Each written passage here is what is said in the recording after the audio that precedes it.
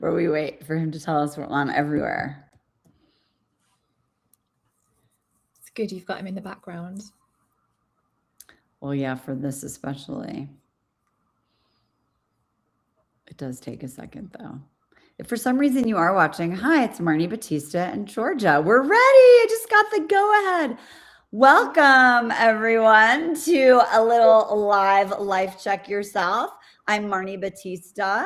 I am the founder of Screw the Should Life and the podcast formerly known as Life Check Yourself, helping women who are sick of grinding but not sick of earning how to figure out how to live a life on their terms, making 10K plus a month.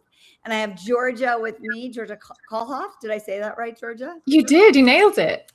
Woohoo! Georgia, I'm so glad she's here. When she said, do you want to do a live together? I was like, yes. Why? Because she's a registered nutritionist, personal trainer, and trainee therapist who runs Flourishing Health. And she specializes in food psychology for high achieving midlife women. And I said, oh my gosh, I have so many women that I work with. It's like the burnout and the overworking and the people pleasing and being the good girl, living the busy life almost just goes hand in hand with struggling with food and weight and hormones and nutrition. Her signature question, I know what to do, so why can't I do it? Oh, Lord, yes. Captures the frustration of women who've read every book, tried every approach, and still find themselves stuck in the same patterns with food. Her work sits at the intersection of nutrition science and psychology. She helps women see that the problem is not, hear this, it's not willpower or knowledge. It's not. So listen up. It's that food has become targeted and tangled up with worth, control, and identity in ways that no meal plan can fix. Oh my gosh, this is going to be so good.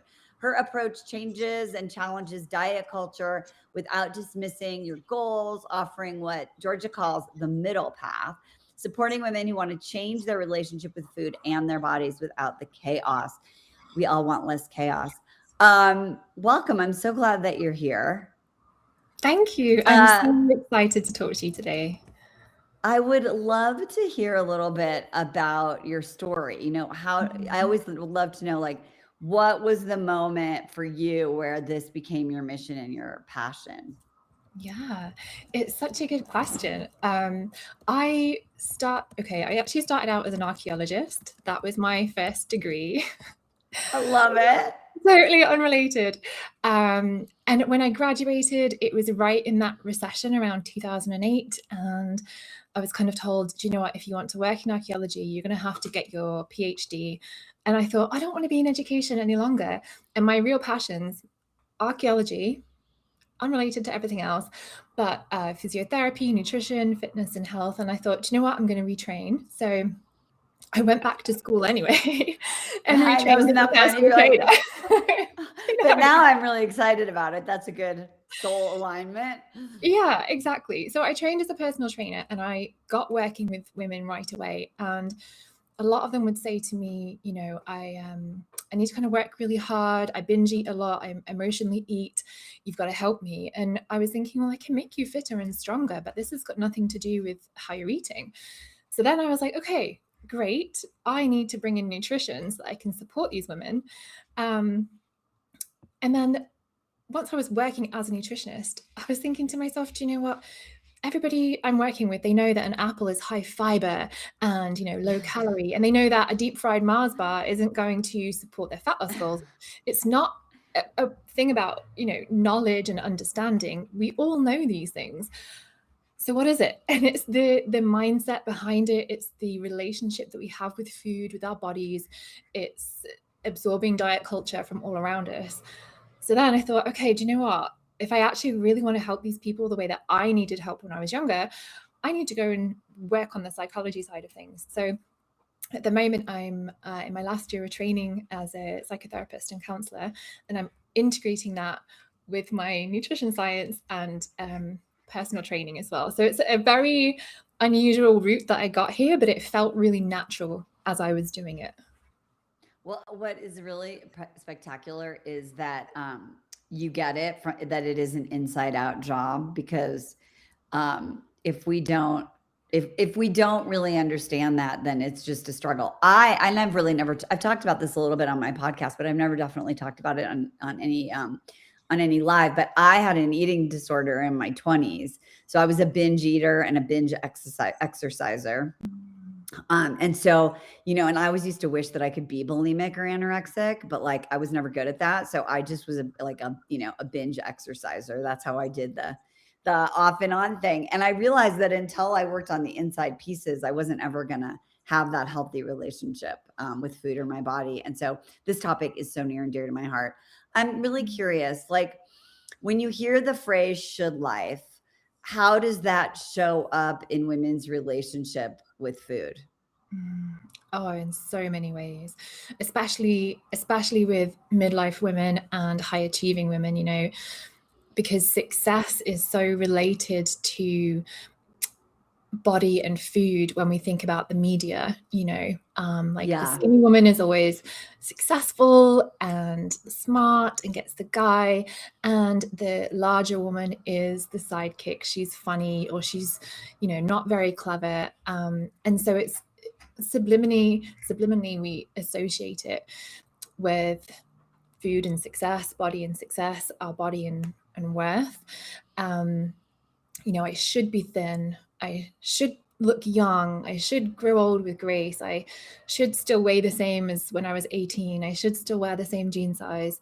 And it very much goes hand in hand with like the perfectionist mindset, that kind of all or nothing. I'm skinny and successful, or I'm not skinny and I'm a failure. And there's no kind of room between those. So lots and lots of shoulds. I say most of my clients, when we first start working together, will say, I know I should, and I really should. And I'm like, okay, should you? Let's work on those shoulds. Yeah. And I think right now, like I just read this article, Georgia, about how the skinny, you said the word skinny from is like this thing that's coming back because of all the GLP-1s, like this like identity from Twiggy and back in the day. And so I'm curious, like when you think, and I know for so many people, this has just been a life-changing thing to be able to have access to that. I'm curious, how does that culture, the diet culture, now we have the GLP-1 culture, how is that like a mirror of this achievement culture that women are trying to escape? Like what's the mirror, and what can we learn if we're having both of these struggles in our life right now? Yeah, it's that is such a big question, and there's so much nuance to it as well, because we've got so many different people with different ideas and opinions. And I'll just kind of say from my opinion from the outset, it's a medication and it's designed to help somebody who needs medication. And, I had cancer last year, and if I didn't have treatment, my options were 100% going to be death. When we're thinking about someone who is struggling with their weight and all the things that come with it, like high blood pressure, cardiovascular disease risk, cancer risk, etc., if there is a medication that can help somebody, absolutely, they are well within their rights to take it. And I don't see it as a shortcut, because I know many people are kind of labeling it as like a bit of a cheat, like a lazy way out. And I don't agree with that. I think people who are at the place where they want to use that for their health have struggled for a long time. And I think it's amazing that it exists. In terms of how that's kind of showing up in society and diet culture and being reflected, again, there are some people who don't need to use this, that are already kind of within the healthy or like normal weight range, or even, underneath that kind of threshold, but they're still using these to achieve and attain a very skinny body, because again, it feels like success, it feels like control, it feels like achievement. And then we do kind of have that pushback where people really want to sort of feel like they're achieving more if they don't have the medication. And there's almost a little bit of resentment in there of like, I want to do it without medication. So I'm kind of seeing a lot of different emotions about it. And it does feel like quite an emotional medication. No one would really argue with, chemo for cancer or surgery for a broken leg. But when it comes to this, because exactly that weight and bodies seem so emotional and such a political thing as well, you know, like controlling women's bodies, that there's a lot of emotion around it. What have you noticed?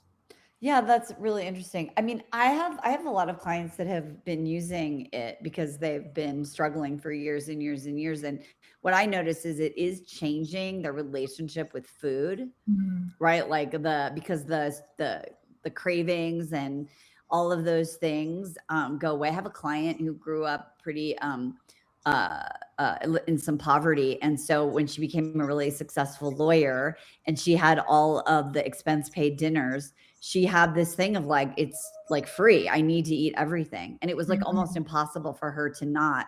And so being on this is like changed her. She's seeing that that was actually a thought that was changeable just because it Mhm. went away. She's also really scared of like when she tapers off of it soon, what's going to happen. Right. So I think it's a both things are true. So really being able to look at like what was the origin story of that pattern, and can I now change it so that I can taper off of it and I can have a healthy relationship when I'm not using this anymore. And that goes to my next question, because this person is very, very Yeah. successful. I can run teams, I can lead companies, I'm at the top of my career. Why can't I handle dinner? So, what's happening there? Tell everyone what's going on in your mind when you get that flood of emotions and you can't, you're just eating, crackers and cheese instead of like making yourself dinner, or you go to that work dinner and you're numbing out with food and alcohol. Can you talk about that? Mhm. Yeah, I mean, again, it's another one of those questions that we could talk for hours on it, because it's not kind of one answer to it. But if we're thinking along the terms of emotional eating, it's serving a purpose, and it is exactly as you said, either to numb, so we haven't got to open the box with those emotions. It's to push through something. It's to perhaps soothe ourselves if we are experiencing that emotion and we just think this is too much. So for example, do you know, if you're feeling sad, if you watch a movie and people are sad on a movie, they're eating ice cream, right? They're never like, oh, let's go out for broccoli, and the friends are sitting there sharing broccoli. Right. Yeah, it's always ice cream or chocolate, things that are nice, they taste nice, they're rewarding to the brain. It gives us that kind of uplift, even if we know afterwards we might feel a bit sick if we've eaten too much, or we might feel guilty if it doesn't match how we would like to be eating.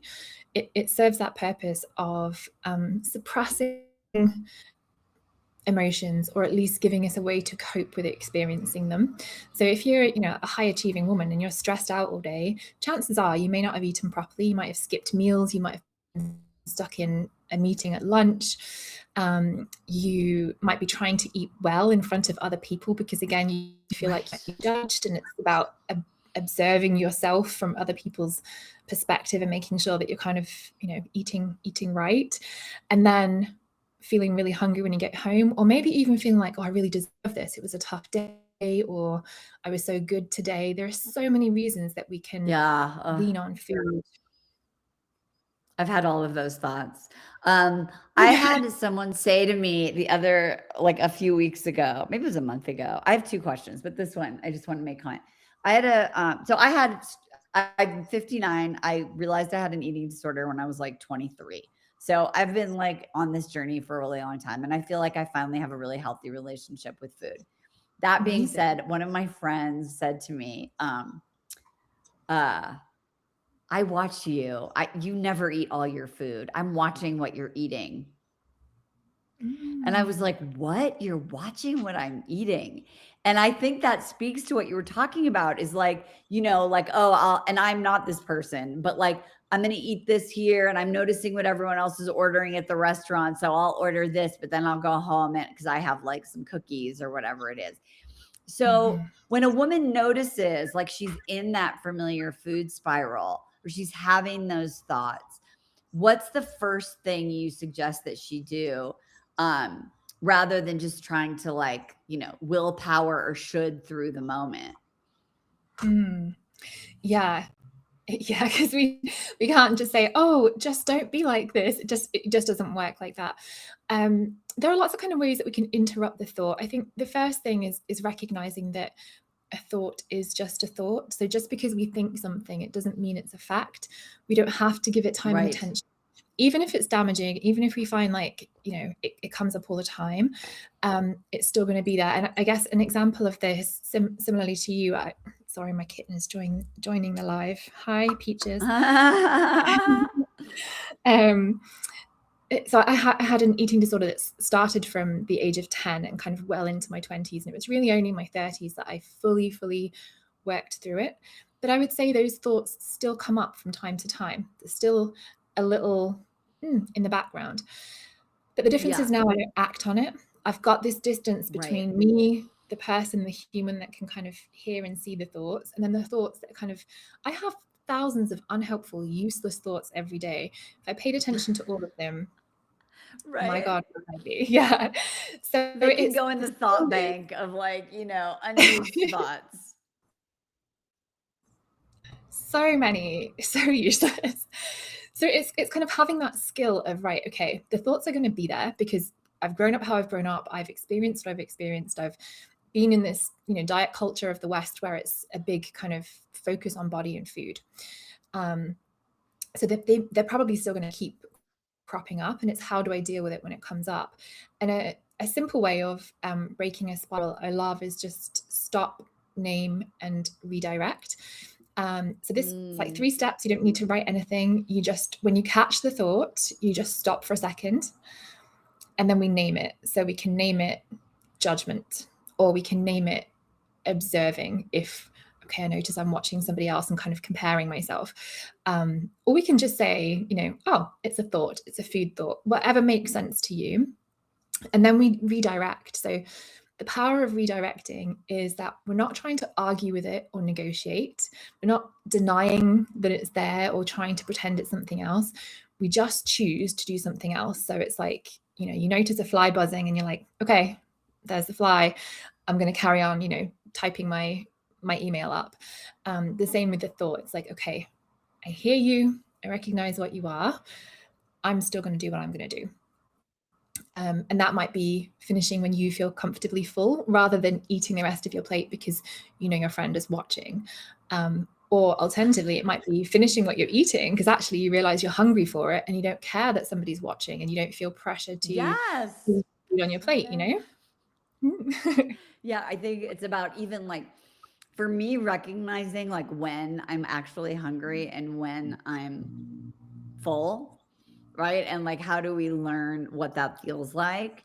And I think this is really important because it's this difference between physical hunger and something else.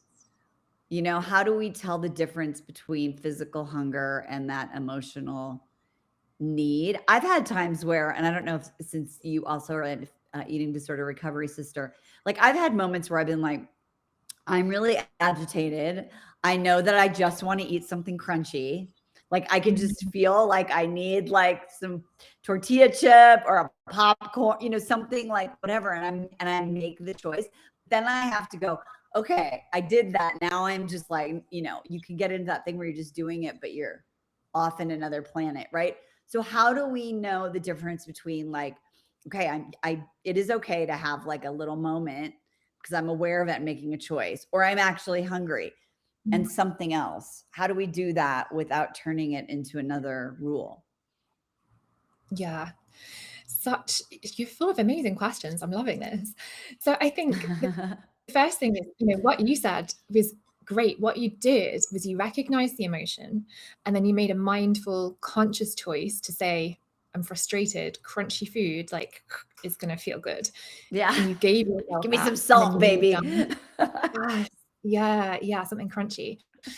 I would say if we were going to kind of build a bit of a system to support long-term, it's going to sound the opposite of what you need, but the first thing is making sure that we're always eating relatively regularly, at least a breakfast, lunch, and dinner, so that physical hunger is taken care of. Because if we're hungry and emotional, then once we start emotionally eating, it's really hard to stop because we're also starving.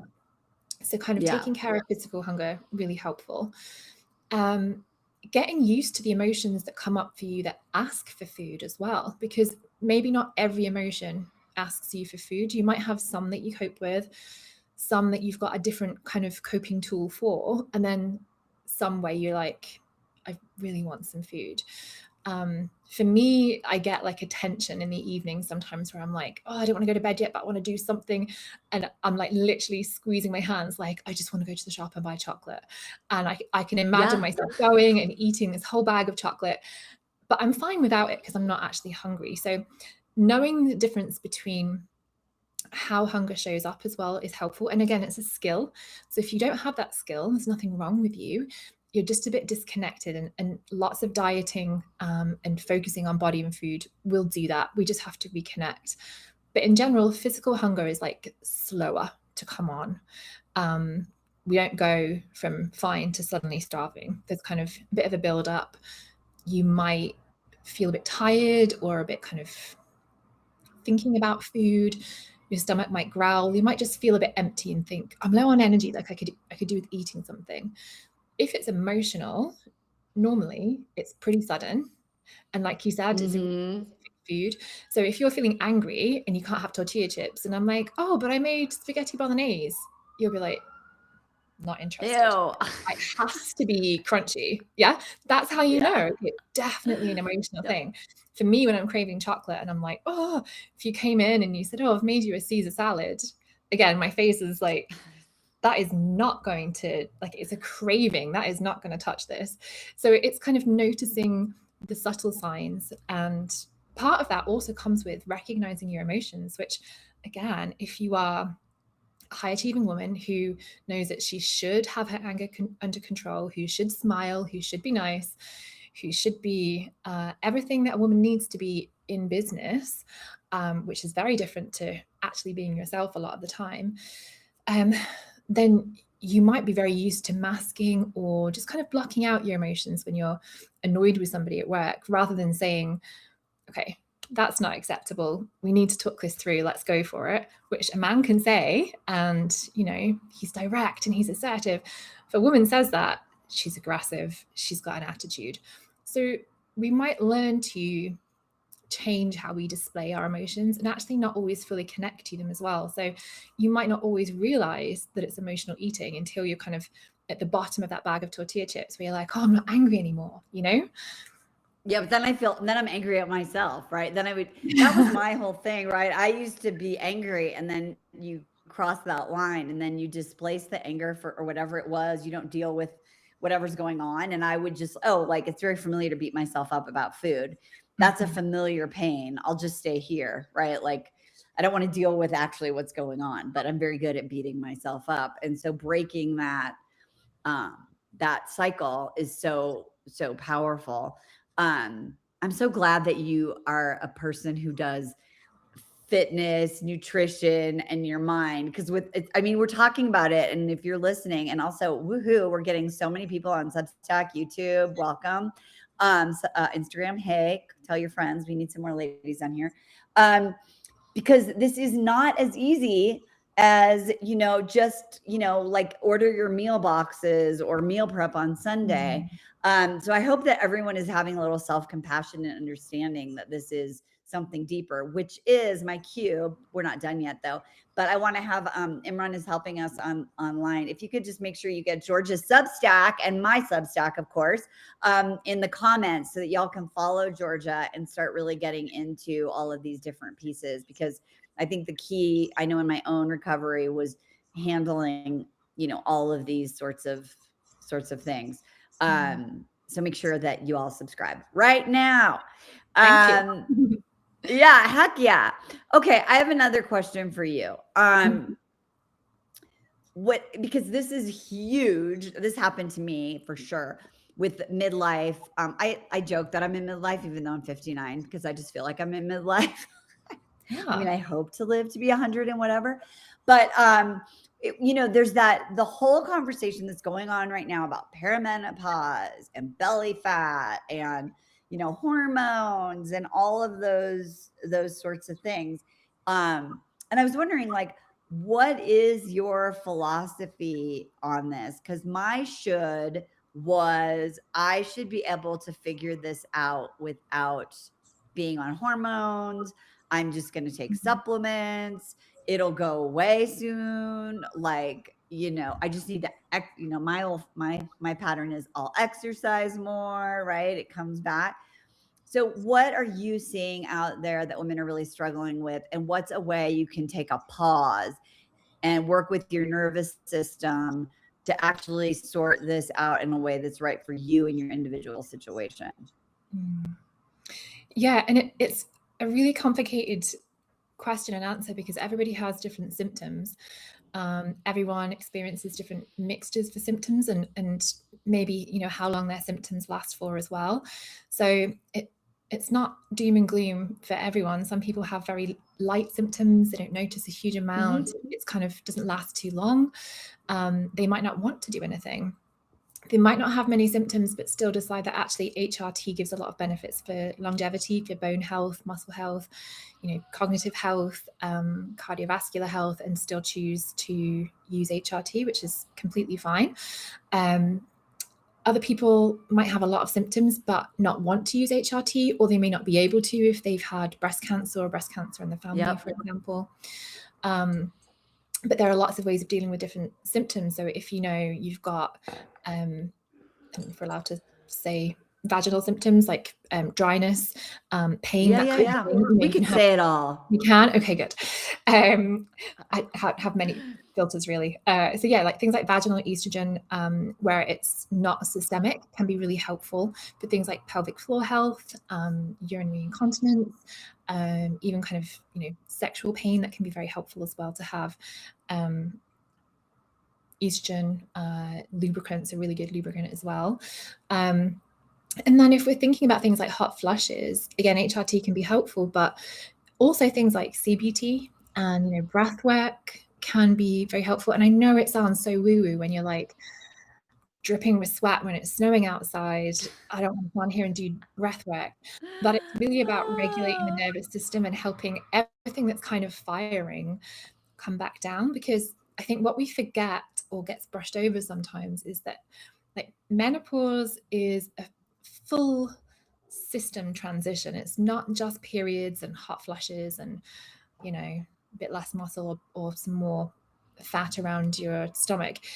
It's everything. It is your nervous system. It is your bones, your muscles, your insulin resistance. Like you name a body part and it's going to be affected during menopause. So it's really finding. And that's good news. Woohoo!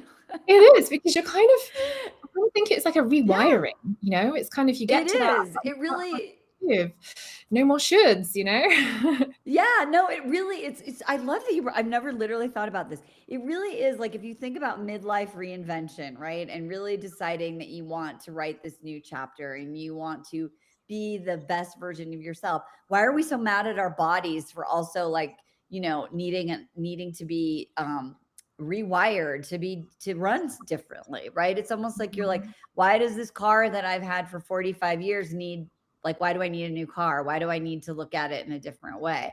So if we can I think what I'm hearing you say is if we could have a different relationship to the fact that our body is changing and be curious about it and kind of look at each symptom very separately and very personally and not compare, then we're just we're just designing our new car, right, for that next chapter. So I think that's huge. Yeah. It's like, I think it's the relationship with menopause, like you said, because in some places, Australian Aboriginals, menopausal women or postmenopausal women are seen as the wisest of the wise.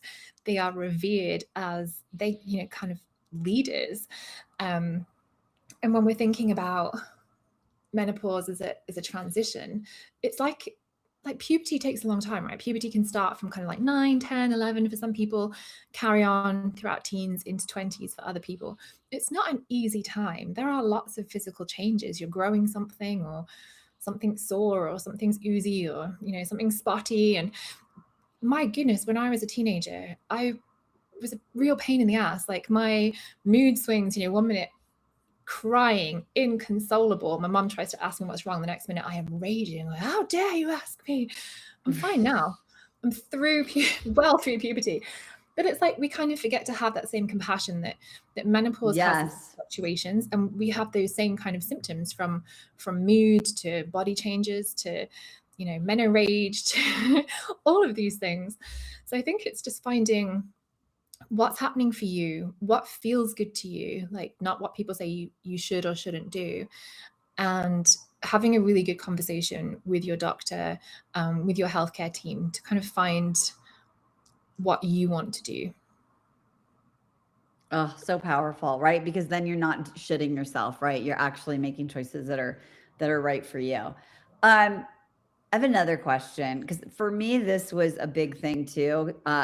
Was this idea of like autopilot and triggers that makes us want to eat. And I want to just talk about how we can stop these because I've had clients say, like, if I go past a Starbucks at the airport, like I have to get a blah, blah, blah. I remember when I first moved to Colorado the first year, I would go skiing. It was all like, you know, snowy and beautiful. And I would sit down on the TV at night and my brain just said like graham crackers and milk, you know? And I was like, it was like I sat on the couch and the couch became graham crackers and milk. Or I need to have hot chocolate when I go to this one place, or I need to eat this when I go to the sporting event. How do we start to, when we have these experiences that trigger food cravings, what's a tip or technique that we can do so that we can still enjoy those moments and feel celebratory or like I'm on a vacation or whatever it is that that moment is meaning without having to use food that's not serving our goals? Yeah. Yeah. And again, super common. So, you know, it happens to most people. I'd say all of us in some way, if we think about it, even if it's just association of, I go to the cinema, when I watch a movie, I get popcorn and, you know, I get chocolate and I get a drink. We can go to the movie without any of those things, but it might be part of the experience for us. So I think Right. a couple of things there, like one is, oh, kitten's gone. One is not pathologizing that, because we're allowed to enjoy food. It's supposed to be delicious. It's supposed to be fun. Even if we have, you know, very specific goals, there is always room for every kind of food in our overall diet. But when we're thinking about the other extreme where like it's happening all the time, and like you said, if I go past this, I have to go in and get like, you know, my frappuccino with the cream and everything on it, then we need to think about, what is that experience for me? Like what's it actually doing for me? I had a client who very jealous because she lives in the US and she would have lemon Oreos, and we don't get lemon Oreos here. So I've never seen lemon Oreos, but I'll have to look for them. Oh yeah. I think about it now, and we finished working together like 2 years ago. I'm still just like, I really want them. I know. If I come to the UK and meet you, I know what to bring you. Yeah, please do. Oh my goodness. But yeah, she associated, you know, when she finished work, she would sit on the couch, she would have lemon Oreos, she would eat her dinner, and then she would always have a dessert. And for her, it was part of that exhale. It was part of that working day has ended, my time has begun, and food kind of got associated with that. But again, it wasn't salad. There's no comfort in a salad bowl, is there? It was like, you know, and I want to watch broccoli. No. Yeah. That's it. So it's thinking about, okay, how else can I create that feeling that I'm associating with this? So for her, what we kind of figured out was that what she was really looking for was a way to decompress and take her brain away from work so she could transition into home time and be fully present. But what she was finding is that she wasn't present. She was mindlessly eating, and she never felt settled afterwards because she was like, when I've eaten food and I feel uncomfortable. So after a long process of kind of figuring out what is this transition that you want, she actually started a puzzle table, and she had her big puzzle board out, and every night after work when she got home, the dogs would go out in the garden and she would just give herself 15 minutes with a cup of tea and doing some puzzle. And then she was decompressing during that. And afterwards, she could sit on the sofa and just feel present. She could, you know, watch TV, she could go and cook dinner, and it didn't feel like she was still sort of in that work mode. So for her, it looked like emotional eating, but what it actually was kind of the come down, the decompression after the stress, so she could then be at home.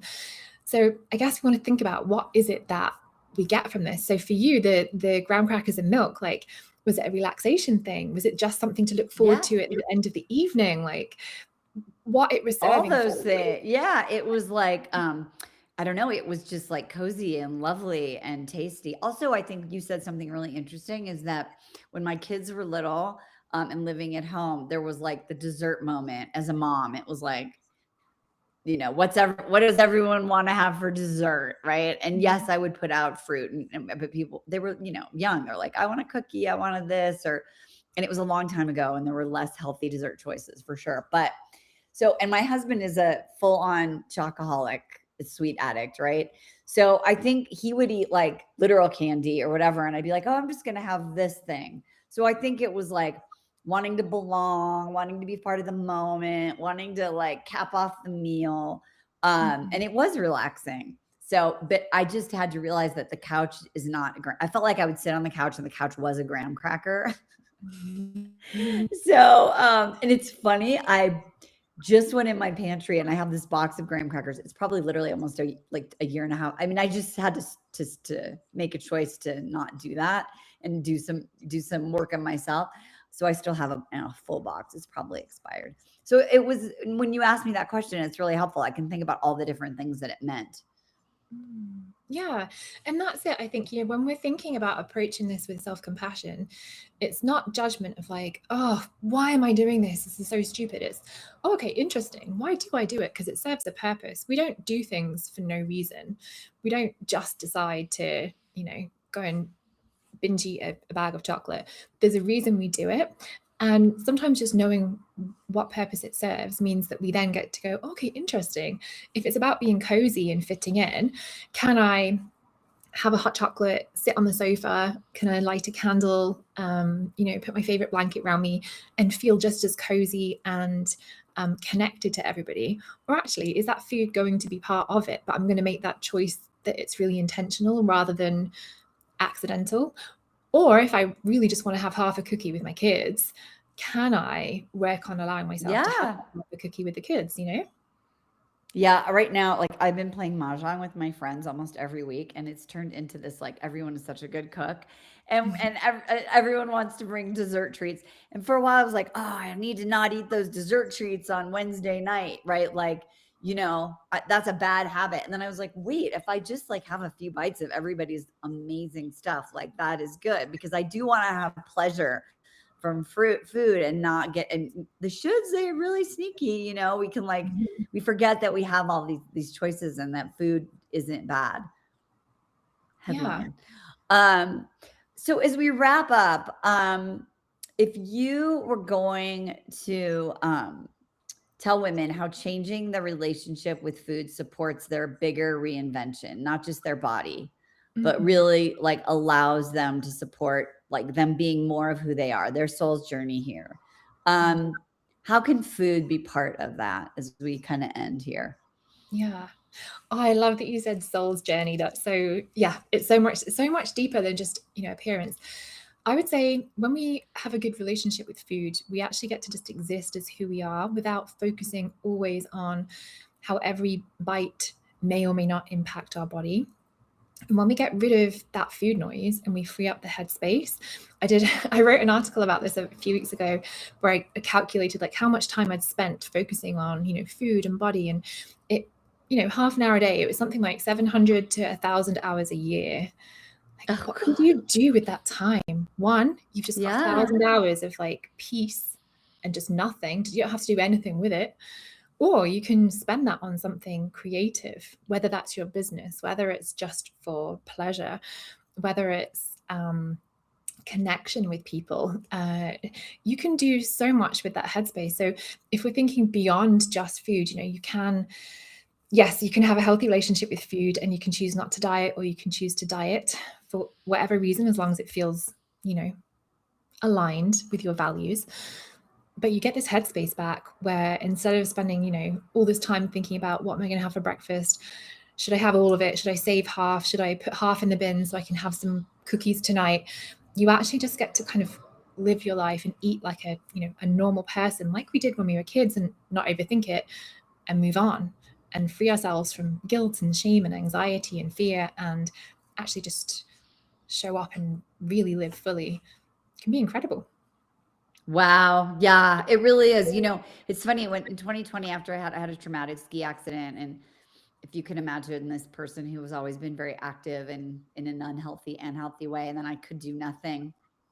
And I really had what it was part of my reinvention, was realizing that what I really want my body to do is to support my soul, like living the life that I want, being active, enjoying nature, being able to explore, all of those things. I was like, I just want my body to be able to be the container that does those things. So how do I take care of it? And it completely just changed how I wanted to really design that next chapter in midlife and really simplify my life. And so when you say you simplify your life by getting rid of 1,000 hours or 10,000 or 100,000 hours of negative thinking, that does give you the space to actually start living and start doing all of the things that really create meaning in your life.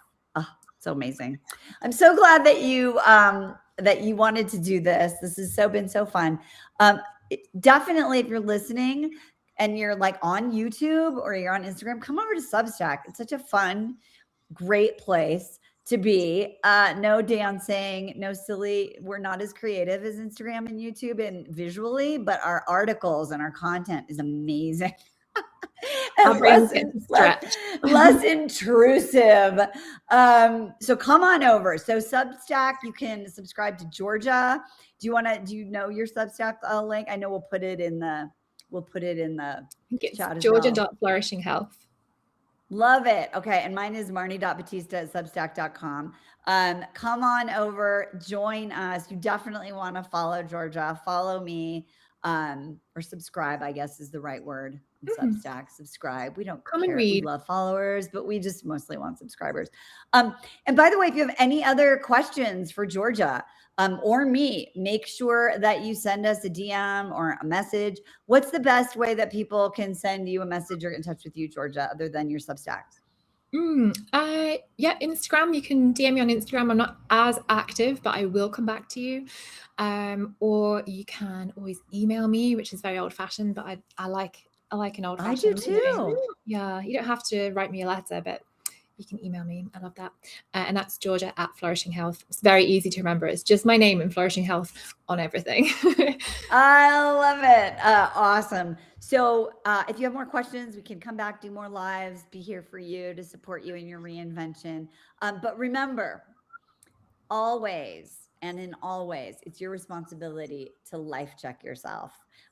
See you next time, and screw the should life. It's much more fun.